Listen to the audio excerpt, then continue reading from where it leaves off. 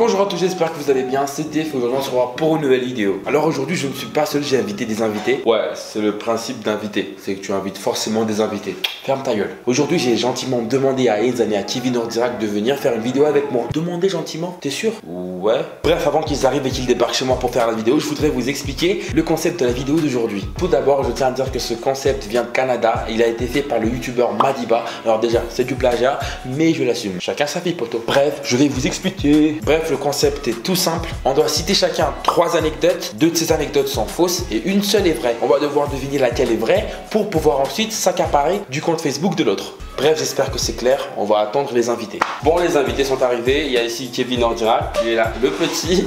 Et il y a aussi Enzan. Bon, ils sont arrivés. Je viens de leur expliquer le concept de la vidéo. On espère qu'ils ont des anecdotes croustillantes. On commence tout de suite. Passe mal, nique ta mère.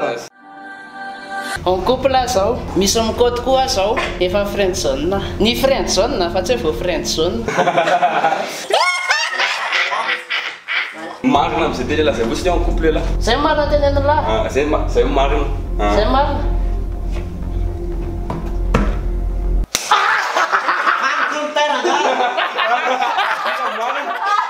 Efa friendzone na.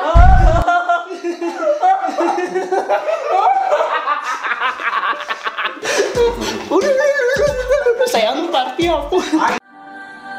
Misafidy lisany revie hoe izy fa zao ohatsy le défi hoe jereva bandy anankiray ao lininao mba atao hoe bandautre latsaky 20 ans. Mbola tsy niresa lisa mihitsy de tonga de andeface hoe je t'aime de tout mon cœur. Nani?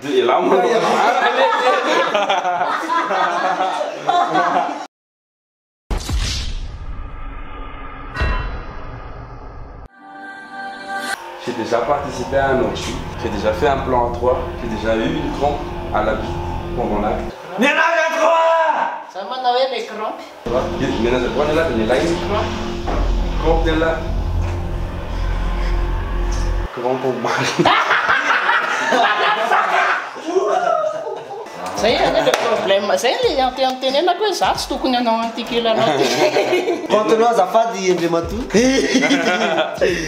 En page nere. Tena zay ava tena tsy hanao tsony. Tena tsy hanao tsony za no jeu.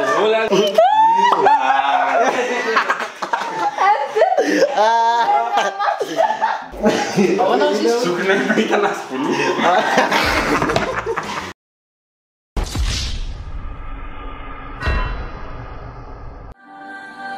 Voalohany tsy nikalomaray za teo.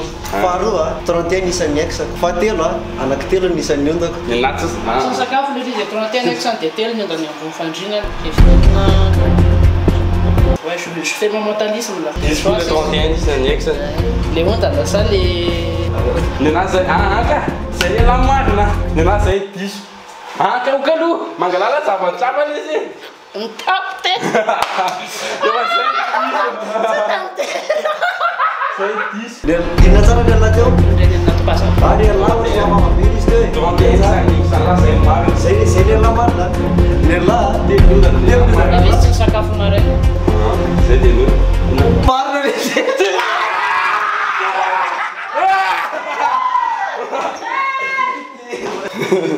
De merda. Io de siga. Io natao tefo teo io misy publika say hoe tsy hoe zao ao voasainy teny fa tena tiako ndry saraka ny olo tiako no indry satria tena tiako ndry MP s'il te plaît. Zay no nalefa antany a.